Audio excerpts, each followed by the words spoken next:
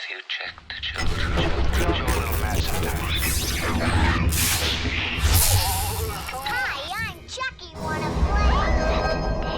Sometimes that is better. You're gonna need a bigger boat.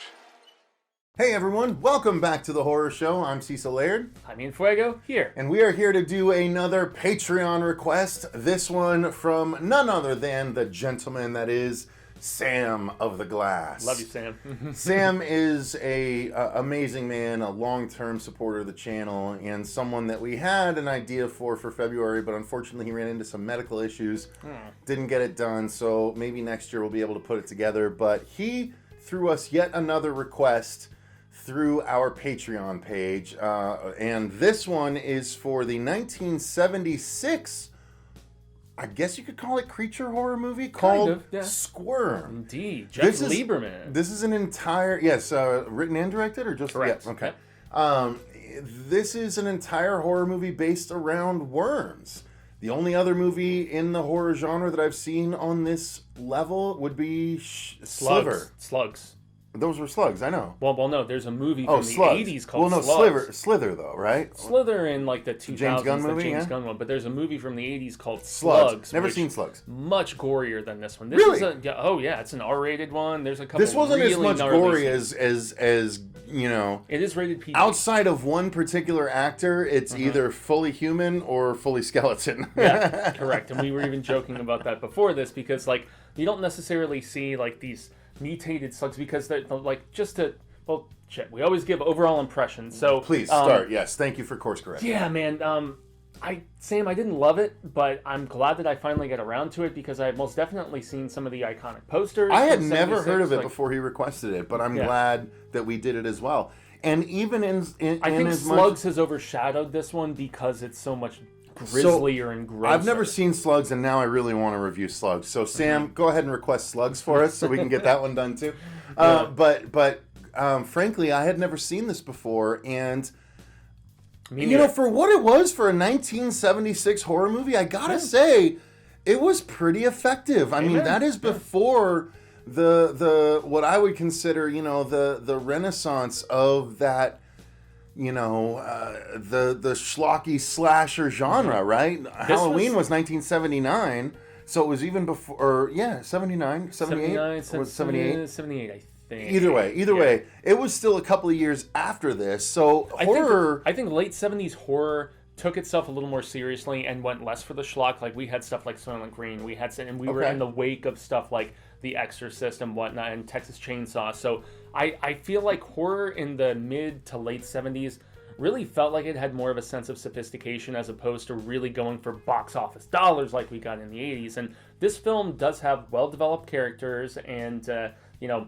interesting enough premise, you know, once we get to the full-on story and stuff like that. It's just, since I'm such a gorehound similar to you, I feel like PG horror has to really have a less by-the-numbers story than this of like, oh, there's, you know, electrocution that makes all the worms become carnivorous. Yeah, a power line drops and stimulates the worms, not unlike what happens in the new Tremors series, if you recall. Tremors 5, electrocuting the ground is what brought the worms up, and that's how they defeated the graboid towards the end of the movie. Whereas in the 80s Slugs movie, it's like, I think nuclear waste, if I remember, which became the more prevalent sort of mutation. Were they giant slugs? No.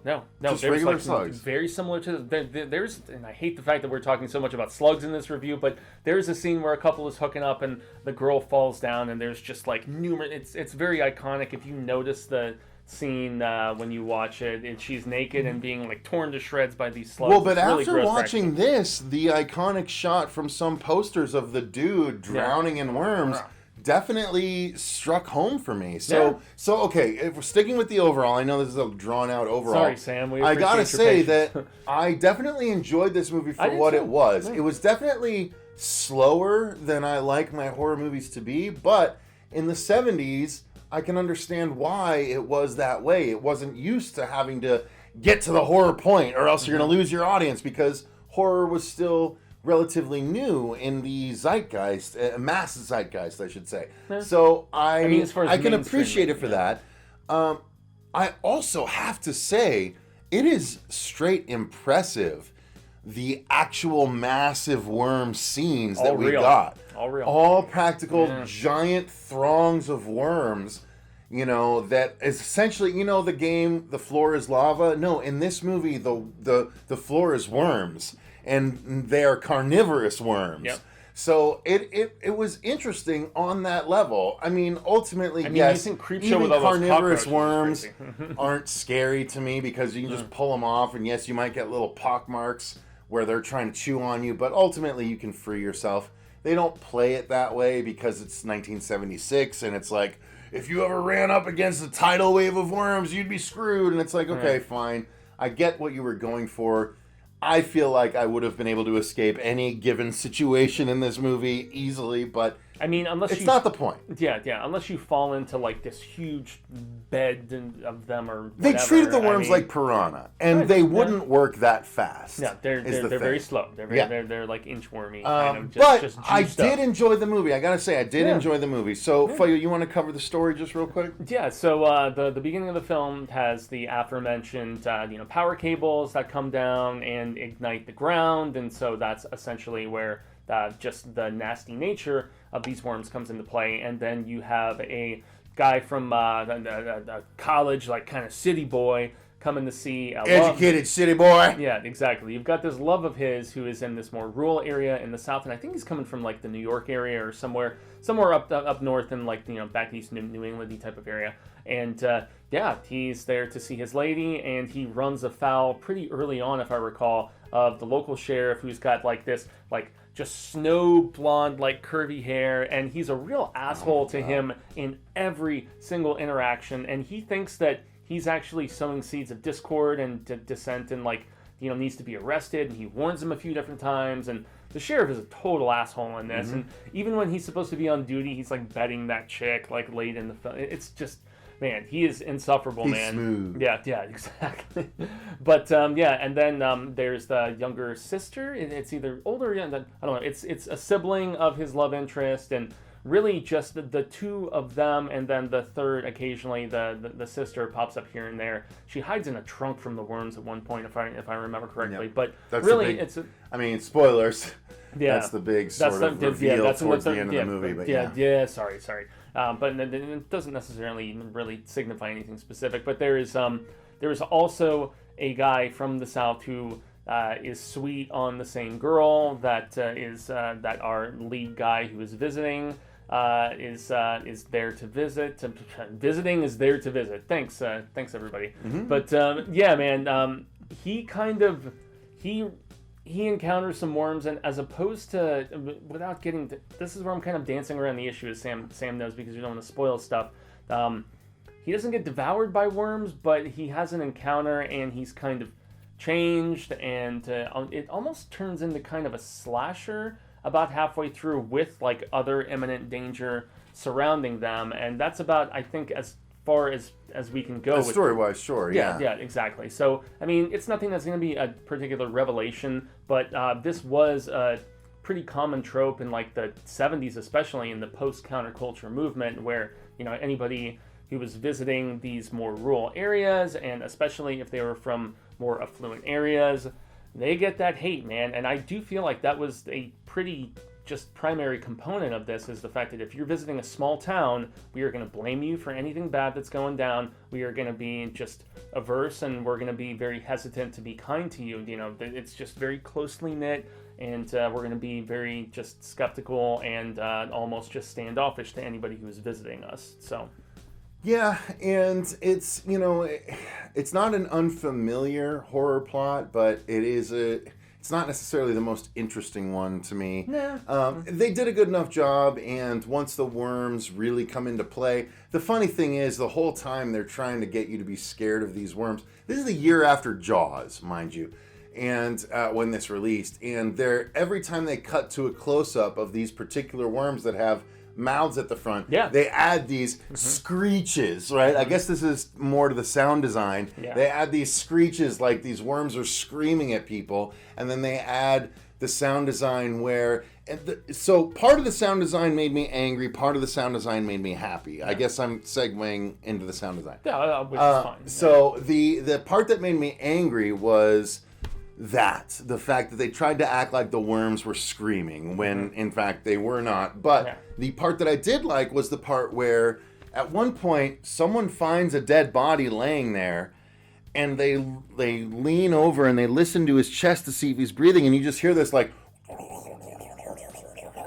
and then he opens the shirt and there's no skin, it's just worms eating out the actual, torso of this other character. And so from that point on, that little sound that almost sounds like water sloshing became a sound of doom going forward. In fact, there was a large aspect of that sound behind a particular door that gets opened later in the movie that washes over what you think it washes over some craziness, and maybe not necessarily, but all of that, the sound design is really successful. And we also kind of already briefly talked about the effects, but first I had to hit on the sound design. Oh, you have to. And I mean, I actually, as far as just just the way the film is shot at times, there are these super close-ups of these real worms, and you don't really see a mouth opening per se, but pinchers. Yeah, got exactly, pinchers, exactly. Yeah. And it's very cool to see those sort of close-ups, and I almost. But that's when they had the screams too. Mm-hmm. Yeah, it's like, true. There's synonymous it's like, in that. It's okay, like when that's they not were happening. trying to sink in. That's not happening. Yeah, sink into respective flesh, so to speak. But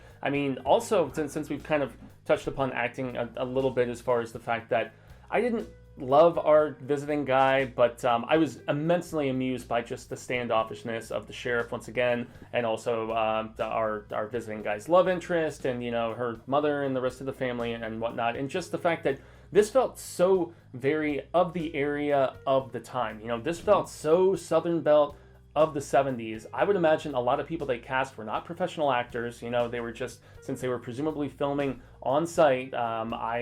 I don't know. I loved the look of so much of it. The weird, like, nasty looking lake that they're on at one particular point, where a big beat happens in the film without spoiling it. I thought that was just effectively shot and very pretty to look at. I mean, really nice locales.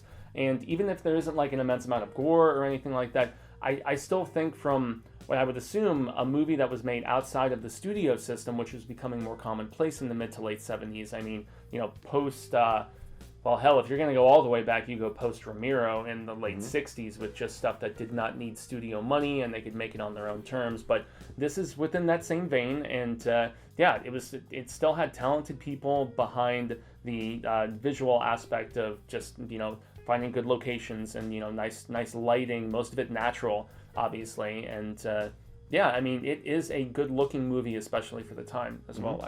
I would contend. So acting wise, I mean, everyone served their purpose, but it is very 70s acting where a lot of that can be on the directing, but nonetheless it was fine for what it was. But the effects though have to be talked about, right? Because like we mentioned earlier, it is thousands upon thousands of practical worms used for numerous different shots. At one point, there is no floor in a house. It is like 3 feet of worms, and it's like pulsating and moving, and all of that I'm sure was done practically, for different reasons. Forgive me, but it's still really interesting and cool to see pulled off. So I have to give a shout out to the effects in this 1976 movie that is literally going for it with the thousands upon thousands of actual worms, it seems like. Yeah, I would say it's even beyond what we got with the cockroaches in that first Creepshow movie, where those were all real roaches that they used in that particular segment of the 81, 82 film. But I mean, that's definitely something to hang your hat on. And I mean, once again, not grisly, gory, or crazy or anything of that regard, but there are, without spoiling who the character is, there are, I would assume they're prosthetics and not real worms, but like there's a character who goes around and there are worms trying to eat through, and he's got bits like of, a beard the face of worms and everything, and stuff like that. It didn't look terrible. I mean, it didn't look great. It left a little bit to be desired, but I've seen way wonkier and way worse, and I feel like some of the graininess of this like older film helps to kind of hide some of the silliness of these practical prosthetics and stuff of that nature. And I actually think that, just to circle really quickly back to acting, that guy and his his agenda, without saying who it is, like that character and the reason why rage would be amplified, it kind of made sense. And I was still kind of surprised how one could survive and another, like that farmer, is like chewed to the bone. But you know, I guess it all depends the amount that you encounter, and so that factors in. But I mean, as a whole, just to kind of round it up, man, Sam, this is one that I'm glad that I finally got around to, having previously seen Slugs, and I hate to keep comparing the two. I feel like that's like... Request it, Sam, so I can watch it. Yeah, I feel like that's the amped up 80s version of this. So I dare I say, I don't think we would have that Slugs movie if not for Squirm having come out about a decade before. So... Cool, yeah, and I gotta say, I was more impressed than I thought I'd be. The sheer scale of the scares that they went for with the worms, even though I don't even think the worms in the big scale scenes were the same worms that we saw in the cutaways with the mandibles and stuff like that. I don't even know if they were the same exact worms. Nonetheless, it was still an effective movie and still a great horror movie from the 70s. You know, it's not on the level of Jaws, it's the year later, but man, did they do a lot with what they had. So I was still impressed. So thank you, Sam, for requesting this. And thank you to all of our other patrons for supporting the channel. If you want to become a patron, the link is in the description box down below. You can tell us other 70s movies, or before or after, that we may not have even heard of, just like this one. And, you know, we can review it for you if you're so inclined. It's the only way to twist his arm to watch something in the 70s. Yep, you're not wrong. So, thank you guys very much for watching, though. Until next time, I've been Cecil Laird. Gracias, Sam. I've been Jaime Fuego. And remember, stay scared.